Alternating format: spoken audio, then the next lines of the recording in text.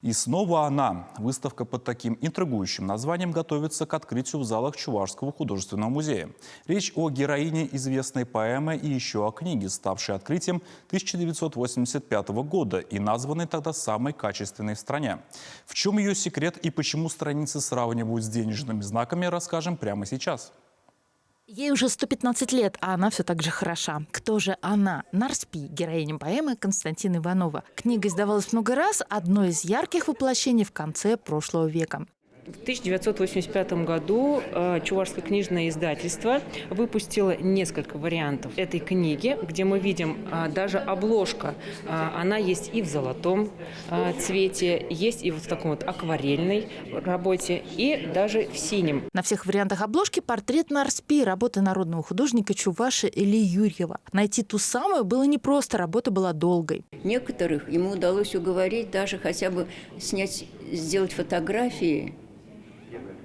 Некоторые согласились на то, чтобы сделать хотя бы зарисовки их портретов. Некоторые из них сохранились.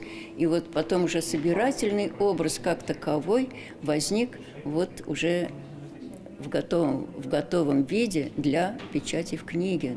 Форматы оформления книги были новаторскими для того времени. Карманный размер, чтобы поэтический сборник можно было носить у самого сердца, а каждая страница с неповторимым узором. Сам Илья Михайлович и говорил, что, дескать, ценности, то есть она практически как деньги должна быть. То есть это гильёж, это такой прием особый, когда делается узор, и только еще очень мелкий узор. На денежных знаках это нужно для того, чтобы ее сложнее было подделывать, а у Юрия это скорее художественный прием. Подделать такое издание невозможно. Не зря Нарспи назвали лучшей книгой в стране по итогам госприемки среди 350 книг, выпущенных в свет в 1985 году. Перед энтузиастами, которые хотели бы увидеть переиздание на полках современных библиотек, задача встает непростая. Не существует типографских источников, а перенабрать книгу современными шрифтами невозможно. Пропадет все очарование, не те пропорции и вид. Выход есть — качественный репринт легендарного издания. Но даже при наличии книги источника отсканировать страницы не так просто. Склеенные блоки на совесть, даже при аккуратной расшивке невозможно разделить страницы без потерь. Восстанавливать нужно каждый лист, практически заново дорисовывая утраты.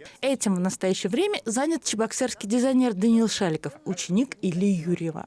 Он прекрасно относился ко всем ученикам и имел настолько такие большие, конечно, знания, в том числе и сакральные, что передавал это все через графику, через смыслы, через